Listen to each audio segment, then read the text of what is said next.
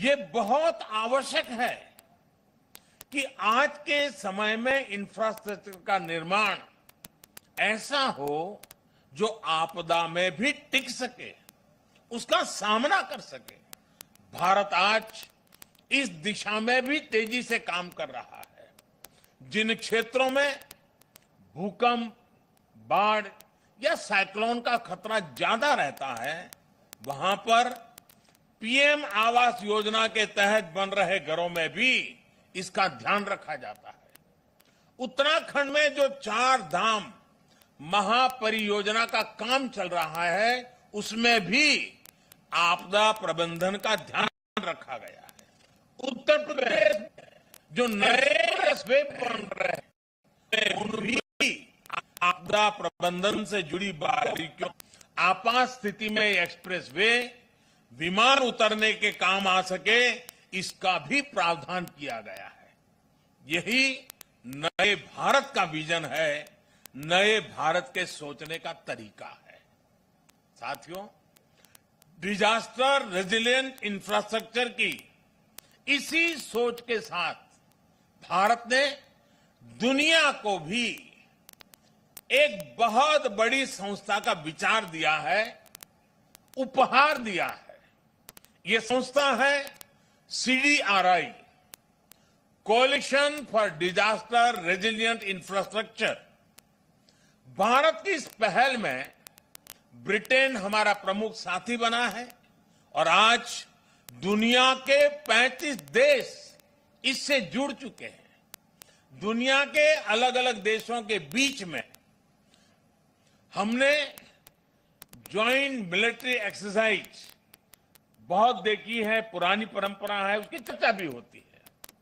लेकिन भारत ने पहली बार डिजास्टर मैनेजमेंट के लिए ज्वाइंट ड्रिल की परंपरा शुरू की है।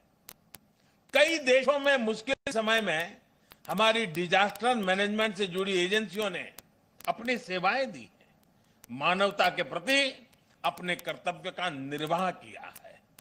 जब नेपाल में भूकंप आया, इतनी बड़ी तबाही मची, तो भारत एक मित्र देश के रूप में उस दुख को बांटने के लिए जरा भी देरी नहीं की थी।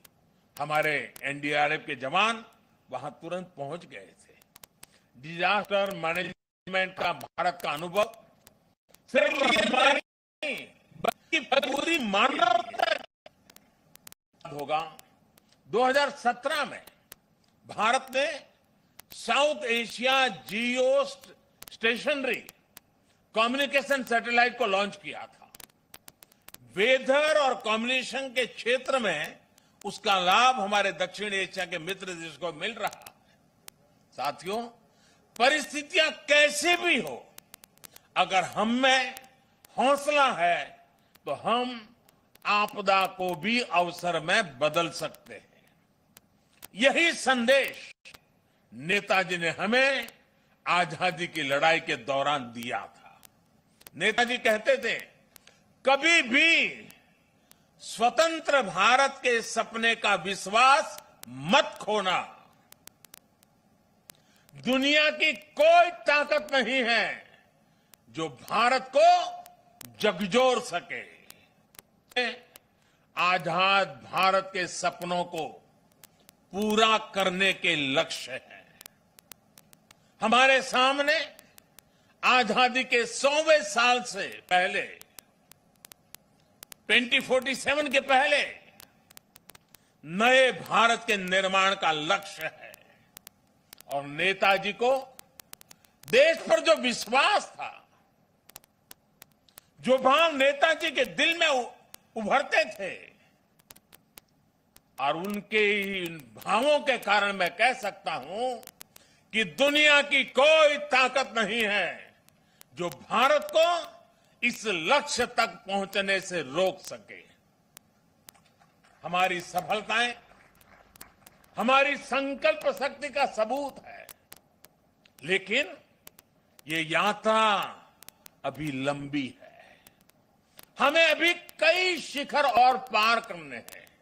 इसके लिए जरूरी है हमें देश के इतिहास का हजारों सालों में, भाई और बहनों, आजादी के अमृत महोत्सव का संकल्प है कि भारत अपनी पहचान और प्रेरणाओं को पुनर्जीवित करेगा। ये दुर्भाग्य रहा कि आजादी के बाद देश की संस्कृति और संस्कारों के साथ ही अनेक महान व्यक्तित्वों के योगदान को मिटाने का काम किया गया। स्वाधीनता संग्राम में लाखों लाख देशवासियों की तपस्या शामिल थी, लेकिन उनके इतिहास को भी सीमित करने की कोशिश हुई। लेकिन आज आजादी के दशकों बाद देश उन गलतियों को डंके की चोट पर सुधार रहा है, ठीक कर रहा है। आप देखिए, बाबा साहब आंबेडकर देश उनकी गरिमा के अनुरूप विकसित कर रहा है। स्टैच्यू ऑफ यूनिटी आज पूरी दुनिया में सरदार वल्लभ भाई पटेल के यशगान की तीर्थ बन गई है। भगवान बिरसा मुंडा की जयंती को जनजातीय गौरव दिवस के रूप में मनाने की शुरुआत भी हम सब ने कर दी है। आदिवासी समाज के योगदान और इतिहास को सामने लाने के लिए अलग अलग राज्यों में आदिवासी म्यूजियम बनाए जा रहे हैं और नेताजी सुभाष चंद्र बोस के जीवन से जुड़ी हर विरासत को भी देश पूरे गौरव से संजो रहा है। नेताजी द्वारा अंडमान में तिरंगा लहराने की 75वीं वर्षगांठ पर अंडमान के एक द्वीप का नाम उनके नाम पर रखा गया है। अभी दिसंबर में ही अंडमान में एक विशेष संकल्प स्मारक नेताजी सुभाष चंद्र बोस के लिए समर्पित की गई है। ये स्मारक नेताजी के साथ साथ इंडियन नेशनल आर्मी के उन जवानों के लिए भी एक श्रद्धांजलि है जिन्होंने आजादी के लिए अपना सर्वस्व न्योछावर कर दिया था। ये मेरा सौभाग्य है कि पिछले वर्ष आज के ही दिन मुझे कोलकाता में नेताजी के पैतृक आवास भी जाने का अवसर मिला था। जिस प्रकार से वो कोलकाता से निकले थे, जिस कमरे में बैठकर वो पढ़ते थे, उनके घर की सीढ़ियां, उनके घर की दीवारें, उनके दर्शन करना, वो अनुभव शब्दों से परे है। साथियों, मैं 21 अक्टूबर 2018 का वो दिन भी नहीं भूल सकता जब आजाद हिंद सरकार के 75 वर्ष हुए थे। लाल किले में हुए विशेष समारोह में मैंने आजाद हिंद की कैप पहनकर तिरंगा फहराया था। वो पल अद्भुत था, वो पल अविस्मरणीय है। मुझे खुशी है कि लाल किले में ही आजाद हिंद फौज से जुड़े एक स्मारक पर भी काम किया जा रहा है।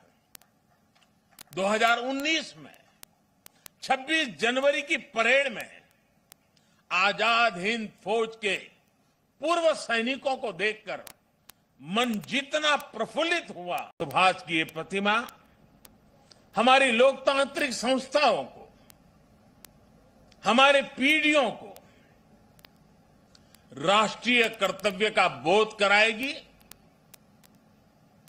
आने वाली पीढ़ियों को, वर्तमान पीढ़ी को निरंतर प्रेरणा देती रहेगी। साथियों, पिछले साल से देश ने नेताजी की जयंती को पराक्रम दिवस के रूप में मनाना शुरू किया है।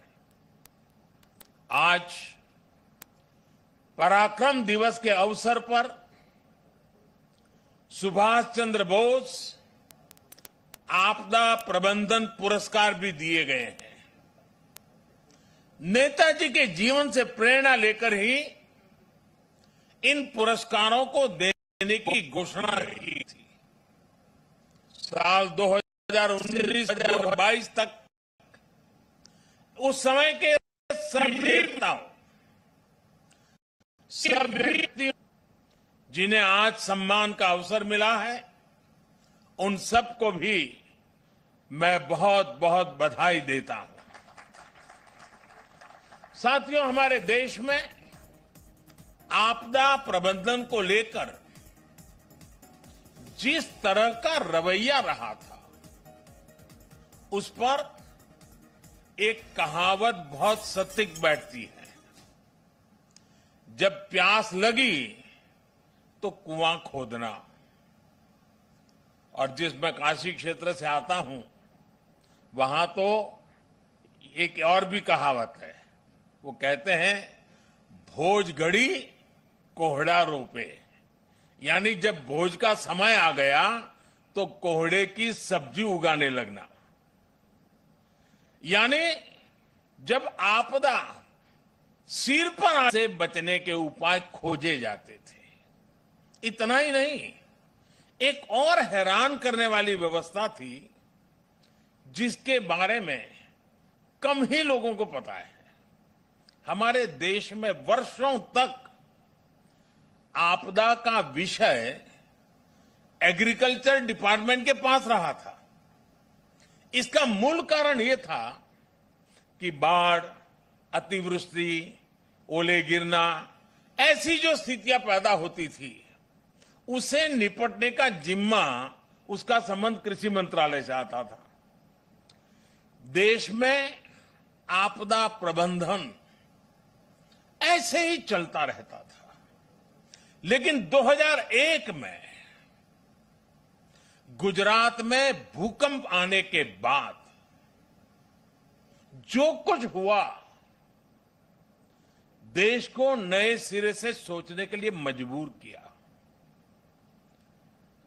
और उसने आपदा प्रबंधन के मायने बदल दिए। हमने तमाम विभागों और मंत्रालयों को राहत और बचाव के काम में झोंक दिया। उस समय के जो अनुभव थे, उनसे सीखते हुए ही 2003 में Gujarat state disaster management act बनाया गया। आपदा से निपटने के लिए गुजरात इस तरह का कानून बनाने वाला देश का पहला राज्य बना।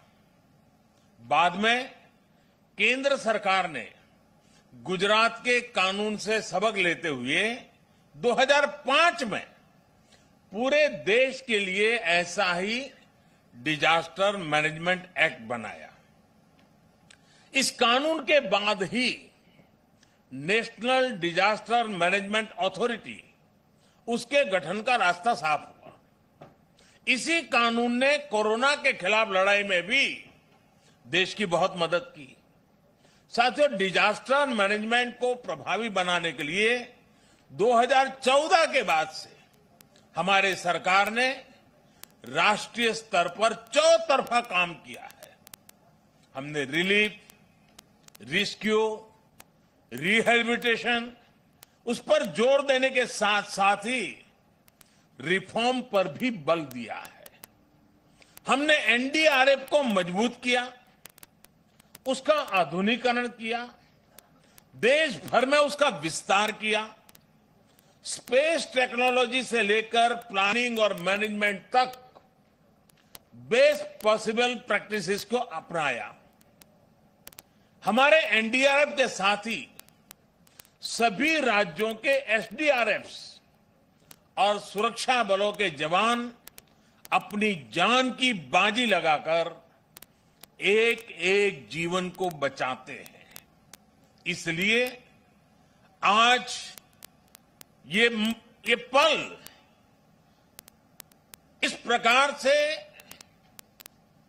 जान की बाजी लगाने वाले, औरों की जिंदगी बचाने के लिए खुद की जिंदगी का दांव लगाने वाले, चाहे वो एनडीआरएफ के लोग हो, चाहे एसडीआरएफ के लोग हो, हमारे सुरक्षा बलों के साथी हो, ये सब के प्रति आज आभार व्यक्त करने का, सैल्यूट करने की वाकई है। क्यों, अगर हम अपनी व्यवस्थाओं को मजबूत करते चलें तो आपदा से निपटने की क्षमता दिनों दिन बढ़ती चली जाती है। मैं इसी कोरोना काल के 1-2 वर्ष की बात करूं तो इस महामारी के बीच भी देश के सामने नई आपदाएं आकर खड़ी हो गई। एक तरफ कोरोना से तो लड़ाई लड़ी रहे थे, अनेक जगहों पर भूकंप आए, कितने ही क्षेत्रों में बाढ़ आई, उड़ीसा, पश्चिम बंगाल समेत पूर्वी तटों पर साइक्लोन आए, गोवा, महाराष्ट्र, गुजरात, पश्चिमी तटों पर भी साइक्लोन आए। पहले एक एक साइक्लोन में सैकड़ों लोगों की मृत्यु हो जाती थी, लेकिन इस बार ऐसा नहीं हुआ। देश ने हर चुनौती एक नई ताकत से दिया। इसी वजह से इन आपदाओं में हम ज्यादा से ज्यादा जीवन बचाने में सफल रहे। आज बड़ी बड़ी अंतर्राष्ट्रीय एजेंसियां भारत के इस सामर्थ्य, भारत में आए इस बदलाव की सराहना कर रही है। आज देश में एक ऐसा end to end cyclone response system है जिसमें केंद्र, राज्य, स्थानीय प्रशासन और सभी एजेंसियां एक साथ मिलकर के काम करती हैं। बाढ़, सूखा, साइक्लोन, इन सभी आपदाओं के लिए